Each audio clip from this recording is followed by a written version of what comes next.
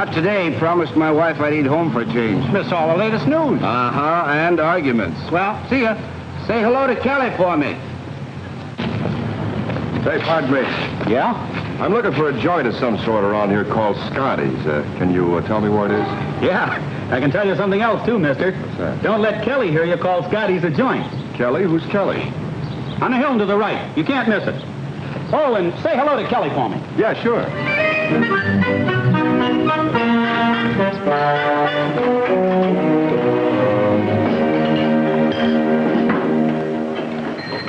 Hiya, Russ.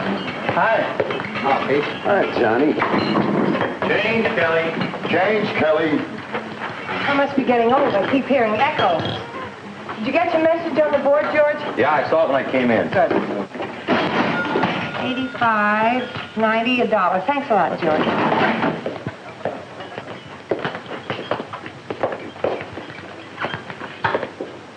I'll bet you're Kelly. Well, you wouldn't want to bet with me. I happen to know. I might have guessed it. What'd you say? I was looking for a superintendent named Paul Todd. I was told I'd probably find him in here. Well, no, he's not here now, but he usually comes in about this time. Oh, well, I guess I'll wait then. All right. Could I trouble you for a cup of coffee? Trouble? I brought you some more coffee, Kelly. Oh, good. Hey, how about a cup of coffee, huh? Good and hot, easy on the cream, heavy on the sugar. No trouble at all. Russ, how about those twins of yours? I've been saving a page one spot for the news, you know. Any day now. Hey, Bill. Yeah. What's all this about? Oh, well, that's all I know about it, just what it says there. Hey, you got a cigarette? Oh, thanks. I understand they've already had a program on steel, one on automobiles, now it's railroads. That I want to see. Well, thanks, Pete. Well, why not? After all, what's more important to the welfare of people and business than the railroads? Sure, but how can they tell the story of the railroads in one program? Maybe with 6, but one? I've been talking railroading to my wife for 20 years. I haven't repeated myself once. Not funny? Not funny. Well, what's so hard? I got all they need for a TV show. Look, every hour, 1,000 trains leave somewhere for somewhere. 4,500 carloads of freight are shipped. 4,500 are received.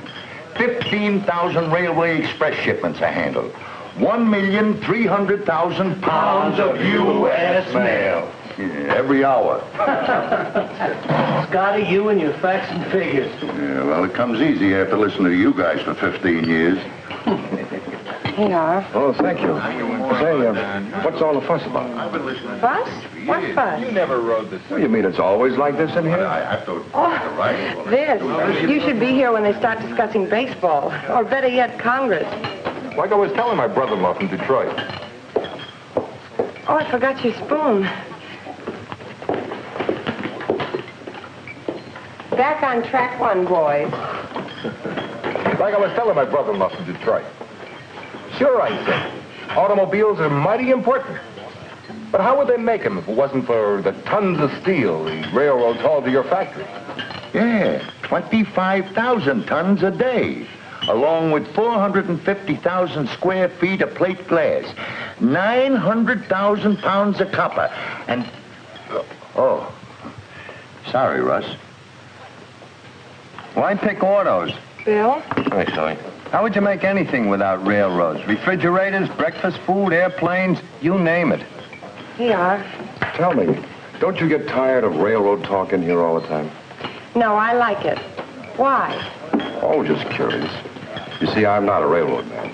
Oh, not really. So maybe it's hard for me to swallow all this talk about how important railroads are. After all, almost everything I buy seems to be delivered to my house by truck. Mm-hmm. After it's first been hauled by railroads about 100 or 1,000 miles. Change, Kelly.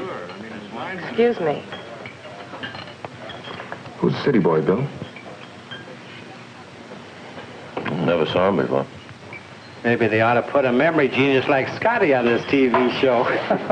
Hey, how about that? Oh, he's only kidding, Scotty. Oh, no. Maybe some MC fella gets me up there and asks me questions about the railroads. Tries to stop me, see? Might be terrific. I'll take wrestling. Maybe they'll call me the human encyclopedia. Oh, brother.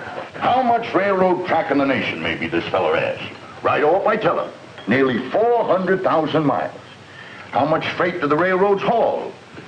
More tons of freight, more miles than all other forms of transportation put together.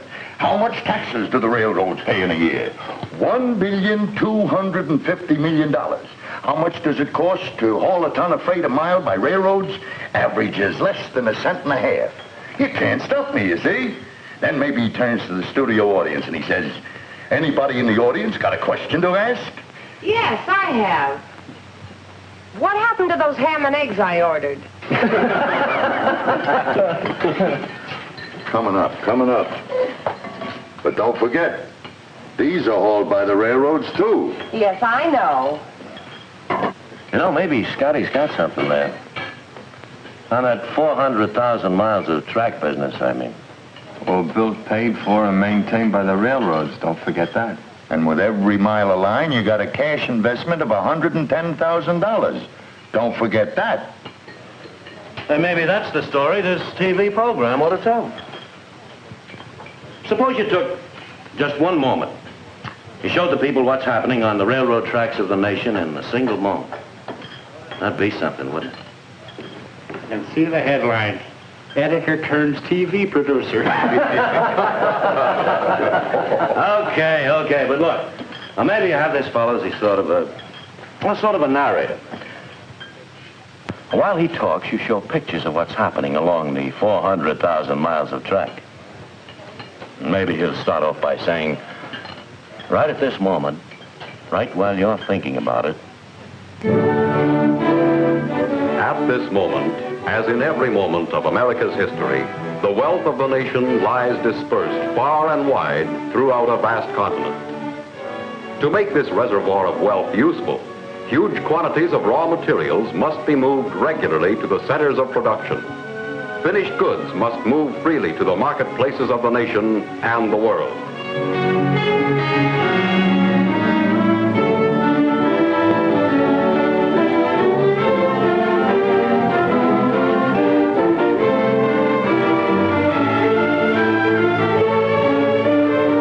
In the endless and indispensable movement of materials and goods, the greatest role is that played by the railroads of America. At this moment, the railroads are hauling the food products on which the health and vitality of the nation depend.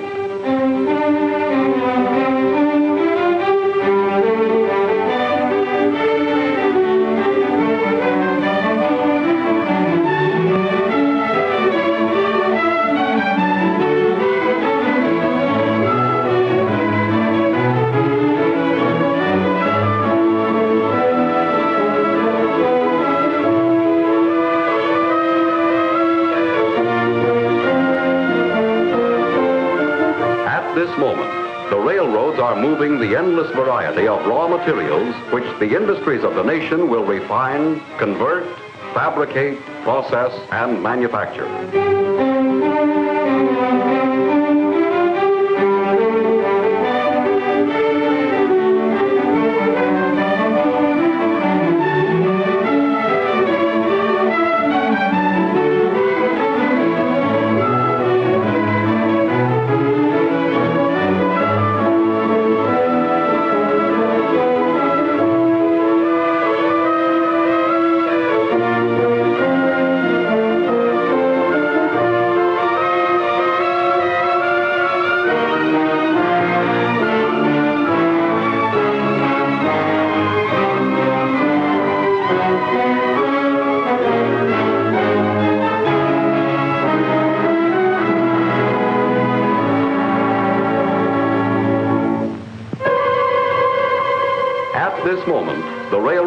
Carrying the finished products of industry and agriculture, which the people of the world will buy, sell, and use.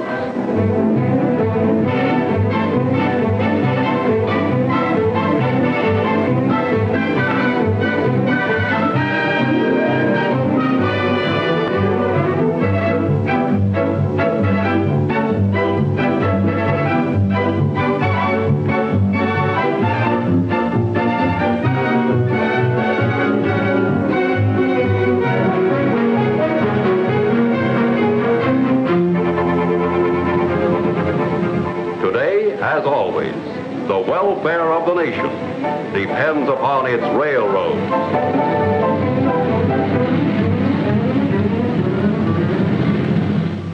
The welfare of the nation depends on the railroads. I wonder just how many people up and down all the main streets realize that. And Russ, to haul the same load carried by one big freight train would take a convoy of heavy trucks 10 miles long. Just one train, mind you. And about 15,000 freight trains are on the move every day. Nice and cold, Scotty. Tell you what I wouldn't mind them showing on TV. Especially for those people who never think much about railroads. If it weren't for railroads, how would you move large equipment across the country? Like that, for instance. Or something that size. As long as you're talking about the hauling jobs the roads do, how about mail? About 90% of all intercity mail is carried by the railroads. And what's more, Uncle Sam paid the railroads less to move that 90% than it cost them to move the remaining 10. And don't forget Express. The railroads pick up and deliver over 350,000 express packages a day. Kelly, how about another cup of coffee? Oh, sure. Say, you know, I've been thinking about that remark you made a few minutes ago. About railroads being overrated? Yes. Oh, don't get me wrong. I know that they've been important, at least in the past. But this is a modern age, and and I suppose railroads aren't modern. Well, maybe I don't know enough about railroads. Maybe. You and a lot of other people. Pick it up, Kelly. Okay. Anyway, stick around. You might find it interesting. I will. You know, there's another story they could put on TV. See you later. So long, Pete. Yeah. About all the advances the railroads have made. Correction. Are making all the time. At a cost of over $1 billion a year. And all their own dough. I mean, private capital. Today, you've got more tonnage moving in a single train, faster movement of freight. Why? Why? A whole fistful of reasons. And I'll tell you one of them. Power. Take the new diesels. They've speeded up switching and train makeup operations. And at this moment, new diesel power is pulling greater tonnage trains than ever before. And pulling freight at passenger train speeds, too. Diesels are hauling 3/4 of the nation's rail traffic. And even newer types of power are being tested all the time. Right along with the new motive power, you can talk about the advances in air brakes. Added power made faster, heavier trains possible. Advances in air brakes make it practical. The force it takes to stop a freight train going 60 miles an hour would be enough to lift that whole train 10 stories in the air. That's a lot of force. How many people realize that with a simple movement of a single lever, an engineer can put that kind of force into action? With just one lever, he has complete and positive control of the longest and heaviest freight train on the steepest grade. Because of air brake improvements, even the fastest train loads of livestock or fragile merchandise can be brought smoothly and swiftly to a stop without injury or damage. But power and brakes are only part of the story. Why, today trains run with greater regularity and dependability, yet with greater safety than ever before, because of the big advances made in the signal systems. With today's modern systems, trains can automatically control signals behind them. Following trains get an immediate and clear picture of conditions ahead. The wayside signals are duplicated in locomotive cabs. Regardless of outside conditions, the engine man always has a clear vision of the signals which ride with him in the cab. Nowadays, two-way train traffic can move with greater speed and safety over single-track systems than ever before. Why? Because train traffic can be handled by signals over hundreds of miles of track from a remote tower by a signal man. Lights show the location of every train. By simply flipping levers, he can put trains on sidings.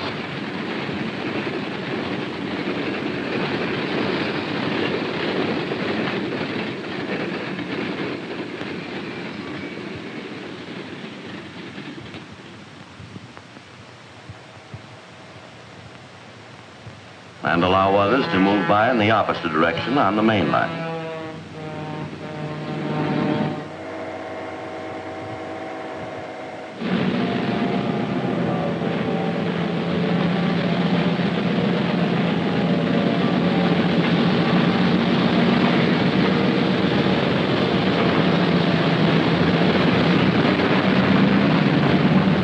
Faster train movements, safer. I wonder how many folks know why. Well, Bill, there's this to be said. New communication methods doing a lot to speed up train movement, eliminate delays, and increase safety.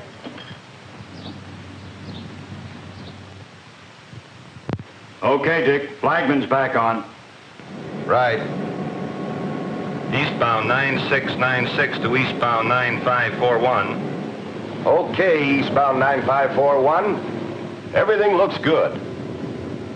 Okay, 9694. Putting you on a siding at Quentin. Conductor 9604 to Great Tower. Cattle on the track. Had to stop a mile south of Crooks Road. Just another example of modern methods the railroads use. You're right there, Bill, and what's more... There's more to the story why freight shipments are moving faster today. Right at this moment, improved systems for classifying cars. Freight cars can be classified at the rate of 1 every 12 seconds by a single operator in a tower. He pushes various speed selector buttons and retarders grip freight wheels with the exact amount of pressure to slow the car down to the speed the operator selects. It's a long story, the story of the advancing rails. I'll say it's a long story. Yeah, and it could go on, too, about rails, roadbeds, and routes. The new rails you have today are heavier, sturdier, and made of better metal. And the new roadbeds being put down, how much faster they're made. How much faster rails are being laid because of modern mechanized equipment. New rails, new roadbeds, new track-laying methods, grades reduced, sharp curves eliminated, so that goods and people move more smoothly, safely, and faster than ever before. This TV program ought to have the story on modern passenger service. How many people know that they can enjoy the same comfort on trains as in their own living rooms? And the same kind of safety, too.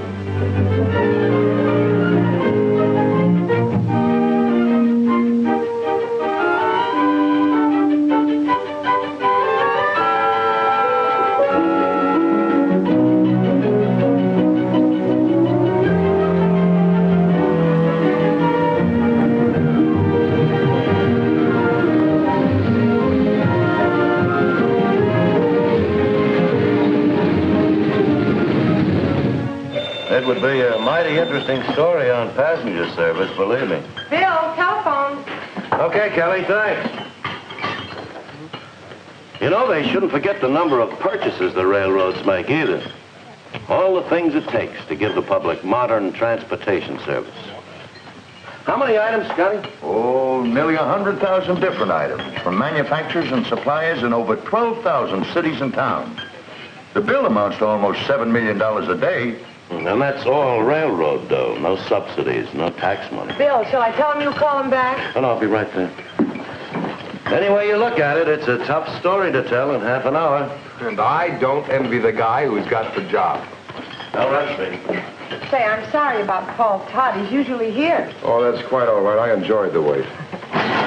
You know, maybe you ought to see this new TV show the boys have been talking about. You think it'll be any good? Yeah. Well, I sure hope so. I hope so, too. $25, $50 a dollar. Thanks a lot, and stop back again sometime. Well, thank you. I might surprise you and do just that.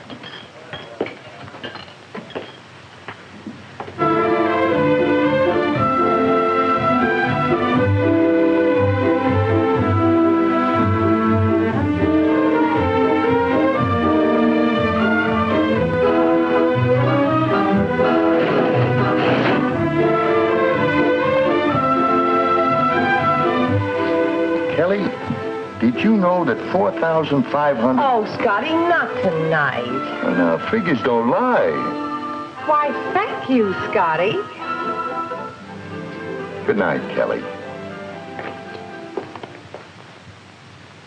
Tonight we bring you another in a series of public service programs featuring the American private businesses upon which our whole way of living depends. This is a story which begins in the research centers and laboratories of railroads, railroad associations, universities, engineering societies, and in the research facilities of thousands of suppliers and manufacturers. This is the story of the advancing rails, It's an important story, for no matter who you are, where you are, or what you do, the railroads influence your life and the way you live. Tonight we present the story of the nation's railroads, a story happening at this moment. Hey, that fella's face looks mighty familiar. It should. Isn't that the fellow who was having coffee here a couple of weeks ago when we were all That's talking? him. And if you ask me, he's a wise guy. Hey, look, Bill. They're doing just what you were talking about. Look at that. As a private business, the railroads welded a continent into a nation, help little shops become large factories, small towns become cities, linked every community with every other community. The welfare of other businesses and the welfare of the nation's people have and always will depend heavily upon the railroads continuing to operate as a private business, continuing to advance, continuing with these advances and as private businesses to help keep the nation prosperous in times of peace, strong in times of emergency. Under a free and enterprising system of business operation, the railroads can serve you best at this moment and as they work on through every moment of every day and night.